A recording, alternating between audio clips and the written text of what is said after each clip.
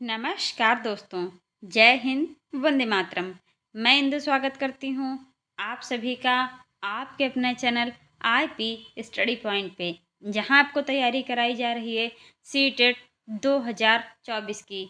आज का जो हमारा टॉपिक है सीटेट के पेडागॉजी के क्वेश्चंस हम लेकर आए हैं। हमेशा हर बार सीटेट में पूछे जाते हैं। उसका सेक्शन पेडागॉजी का होता ही है, हर एक सेक्शन में होता है, हर एक सब्जेक्ट में होता है। तो आप लोग आज जो हमारे पास ये क्वेश्चन हम लेकर आए हैं, प्रीवियस ईयर के क्वेश्चंस हैं, आए हुए हैं, बहुत ही इम्पॉर्टेंट हैं। तैयारी को और भी बेहतरीन बनाने के लिए हमारी आप प्लेलिस्ट में जा सकते हैं, वीडियोस की प्लेलिस्ट में तैयारी को और भी बेहतरीन कर सकते हैं। थ्योरी सहित आपको कंटेंट मिल जाएगा, प्रीवियस ईयर के क्वेश्चन मिल जाएंगे। बाकी तो अब हम तैयारी करा ही रहे हैं क्योंकि पेपर बहुत ही नज़दीक है। तो आज का हम पहला क्वेश्चन शुरू करते हैं टाइम को बिना वेस्ट किए हुए। फर्स्ट क्वेश्चन क्या कहता है? फर्स्ट क्वेश्चन कह रहा है कि गणित की पाठ्य पुस्तक में विषय वस्तु को विकसित करना चाहिए। ऑप्शन ए अभ्यास के क्रम में, बी समस्यात्मक क्रम में, सी तार्किक क्रम में या उपर्युक्त सभी क्रमों में। तो गणित की जो पाठ्य पुस्तक है उसमें विषय वस्तु को विकसित करना चाहिए। कैसे? सभी, अभ्यास के क्रम में भी, समस्यात्मक क्रम में भी, तार्किक क्रम में भी, उपयुक्त सभी। ऑप्शन नंबर डी बिल्कुल सही आंसर है। नेक्स्ट क्वेश्चन, गणित की दूसरी कक्षा में छात्र अत्यधिक शोर मचाते हैं, इसका कारण हो सकता है? बताइए इसका कारण क्या हो सकता है कि सेकंड क्लास के जो बच्चे हैं उसमें बहुत ज़्यादा शोरगुल हो रहा है। शिक्षक को शिक्षण पद्धतियों का ठीक प्रकार से ज्ञान ना होने की वजह से वो टीएलएम यूज़ कर रहा है, ठीक है, टीचिंग लर्निंग मटेरियल, लेकिन ठीक प्रकार से उसका ज्ञान नहीं कि हाउ टू यूज़, जो बच्चे इंटरेस्टेड होकर के पढ़ें ना कि शोर करें। आगे बढ़ते हैं। क्वेश्चन नंबर 2 का बी सही था। मूल्यांकन का आधार है। मूल्यांकन का आधार क्या है कहा गया है? शैक्षिक उद्देश्य, शैक्षणिक उद्देश्य है। क्वेश्चन नंबर 3 का ए सही है। आगे बढ़ते हैं। एनसीएफ राष्ट्रीय पाठ्यचर्या की रूपरेखा 2005 में यह उल्लेख किया गया है कि गणित शिक्षण महत्वाकांक्षी, सुसंगत और महत्वपूर्ण होना चाहिए। यहाँ महत्वाकांक्षी से तात्पर्य निम्नलिखित में से किसकी उपलब्धि है कहा गया है। तो बताइए किसकी उपलब्धि है महत्वाकांक्षी से रिलेटेड?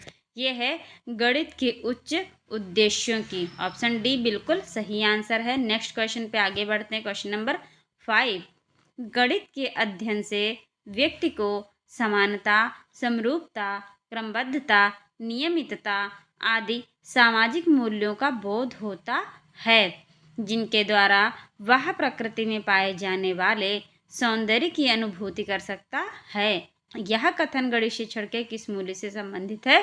कहा गया गणित के अध्ययन से व्यक्ति को समानता, समरूपता, क्रमबद्धता, नियमितता आदि जैसे ये सामाजिक सोशल मूल्य होते हैं उनका बोध हो जाता है। तो ये प्रकृति में पाए जाने वाले सौंदर्य की अनुभूति कर सकता है।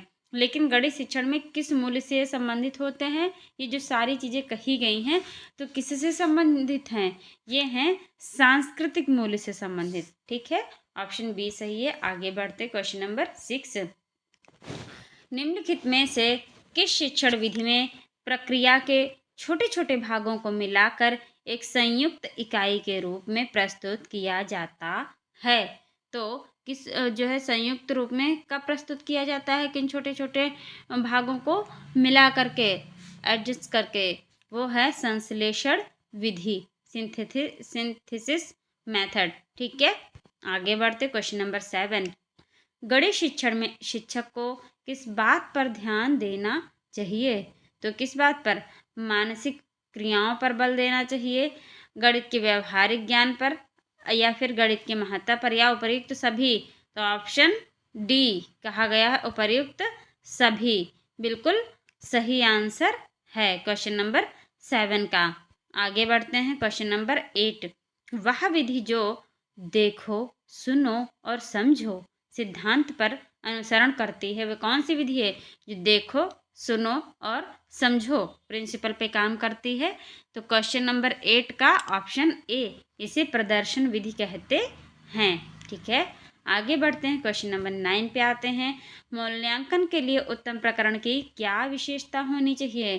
तो मूल्यांकन के लिए उत्तम प्रकरण की विशेषता होनी चाहिए वस्तुनिष्ठता, विश्वसनीयता, वैधता। ये सभी ऑप्शन बिल्कुल सही आंसर है। क्वेश्चन नंबर 9 हो गया।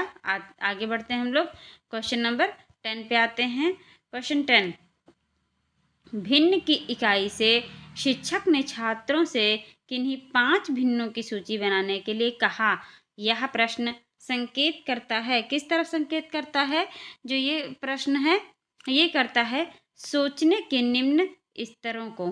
ठीक है, ऑप्शन नंबर डी सही आंसर है। आगे बढ़ेंगे, क्वेश्चन 11 पे आते हैं। कक्षा 3 में गुणन की इकाई में अनुमोदित मूल संकल्पना है। तो अनुमोदित मूल संकल्पना कौन सी है कहा गया है? क्वेश्चन नंबर 11 की बात चल रही है। तो इसमें है गुणन के गुणधर्म, क्रम, गुण और गुण समूह। ये कक्षा 3 में गुणन की इकाई में अनुमोदित मूल संकल्पना होती है। क्वेश्चन नंबर 11 का बी सही आंसर है। आगे बढ़ेंगे, 12 पे आते हैं। किसी छात्र ने गणित में 65 अंक प्राप्त किए तथा कक्षा में दूसरा स्थान प्राप्त किया। उपर्युक्त बात से छात्र का होता है, बताइए क्या होता? कि उसने गणित में तो 65 जो है नंबर वो लेकर आया है, और कक्षा में यानी क्लास में क्या आया है वो बच्चा? सेकंड आया है, तो ये उसका मूल्यांकन हुआ। ठीक है, आगे बढ़ेंगे, क्वेश्चन नंबर 13, प्राइमरी लेवल यानी प्राथमिक स्तर पर आकृति का प्रत्यय समझाने हेतु सर्वोत्तम सामग्री है। आकृति का अगर प्रत्यय समझाना है तो सर्वोत्तम सामग्री क्या होगी? प्रत्यक्ष अवलोकन, ऑप्शन सी सही होगा। आगे बढ़ेंगे, क्वेश्चन 14 पे आ गए। एक संख्या का दशमलव निरूपण समझने के लिए निम्नलिखित में से कौन सी पूर्व जानकारी का होना चाहिए? दशमलव निरूपण समझने के लिए किसका ज्ञान होना चाहिए बताइए? यह होगा स्थानीय मान का ज्ञान होना चाहिए। आगे बढ़ते हैं हम लोग क्वेश्चन नंबर 15 पे, और आज का हमारा ये नेक्स्ट और लास्ट क्वेश्चन है। गणित से भयभीत होने और उसमें असफल होने के लिए निम्नलिखित में से किसे एक कारण नहीं माना जा सकता है? तो कौन सा कारण नहीं माना जा सकता है कहा गया? वो है लैंगिक भेद नहीं माना जा सकता है। तो आज का जो हमारा ये टॉपिक था, ये क्वेश्चनायर थे प्रीवियस ईयर के, हम यहीं समाप्त करते हैं। चैनल को सभी लोग सब्सक्राइब कीजिएगा, वीडियो को लाइक और शेयर कीजिएगा, कमेंट में ज़रूर बताइएगा कि वीडियो आप लोगों को कैसी लगी। Thanks for watching this video.